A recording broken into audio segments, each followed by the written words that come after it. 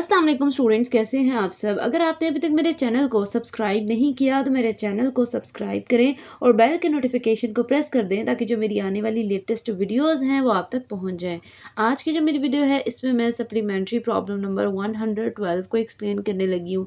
तो सबसे पहले क्वेश्चन की स्टेटमेंट देखते हैं। स्टेटमेंट में क्या लिखा हुआ है, कहता है solve equation 3 of solve problem number 38 for x y z in terms of x prime y prime z prime. हमारे पास एक क्वेश्चन है सॉल्व प्रॉब्लम का 38 पेज नंबर 38 पे मैंने कल ही इस जो क्वेश्चन है इसका प्रूफ भी सारा एक्सप्लेन कर दिया वेब जो और वो वीडियो अपलोड कर दी गई है। बट उसने क्या कहा है, देखें अगर इस क्वेश्चन को मैं बताऊं तो यहाँ पे ये देखें इस तरह से ये प्रॉब्लम नंबर 38 था और इसमें जो कहते हैं जो इक्वेशन 3 है ना इसको फर्दर जो है सॉल्व करना है। ये जो इक्वेशन 3 बनी हुई है ना इसको आपने एज्यूम करना है और इससे फर्दर क्वेश्चन को सॉल्व करना है। ठीक है, तो कहते हैं अब इसको हम लोगों ने एज्यूम कर लेना है, मतलब इसको जो है एज्यूम कर लेना है। आपने क्या लिखना है, given the transformation equations are, तो इक्वेशंस क्या है, x prime is equal to L11 x plus L12 y plus L13 z, comma x y prime is equal to L21 x plus L22 y plus L23 z, comma z prime is equal to L31 x plus L32 y plus L33 z। ये हमारे पास कह लो transformation equations. आगे कहता है we can write this given transformation equations in matrix form.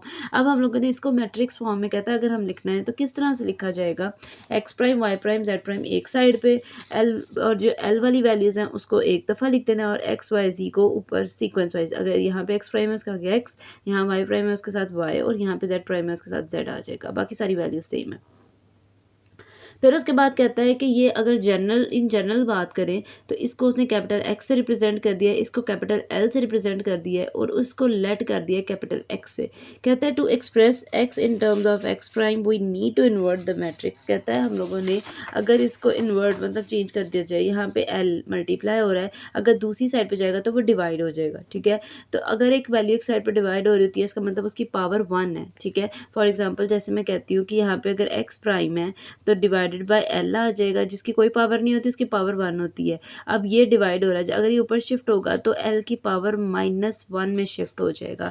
तो same हम लोगों ने इसी चीज़ को फॉलो करते हुए यहाँ पे जो है लिख देना है x is equal to L inverse और एक्स प्राइम। ठीक है, आगे नेक्स्ट क्या कहता है, assuming L is an orthogonal matrix representing equation. कहता है हमारे पास एल जो है वो कोई सा ऑर्थोगोनल मैट्रिक्स है और वो रोटेशन को रिप्रेजेंट कर रहा है। तो कहता है जो एल इनवर्स है उसको लिखा जा सकता है कि ये एल का ट्रांसपोज है। ठीक है, मतलब एल इनवर्स इक्वल है एल के ट्रांसपोज के इक्वल। तो ट्रांसपोज का क्या मतलब है कि जो हमारे पास रोज है वो कॉलम में चेंज हो जाती है। इस तरह सीक्वेंस वाइज हमारे पास कह लें इस तरह से था L11 L21 L31, तो वो इधर की बजाय इधर चला गया। ठीक है, इस तरह से सारी वैल्यूज़ अगर आप देखें तो क्या कहता है जब रोटेशन हुई है मतलब ट्रांसपोज लिया गया है, ये हमारे पास रो किस में चेंज हो जाएगी, कॉलम में, ये रो किस में चेंज हो जाएगी, कॉलम में, और ये भी रो किस में चेंज हो जाएगी, इस कॉलम में चेंज हो जाएगी।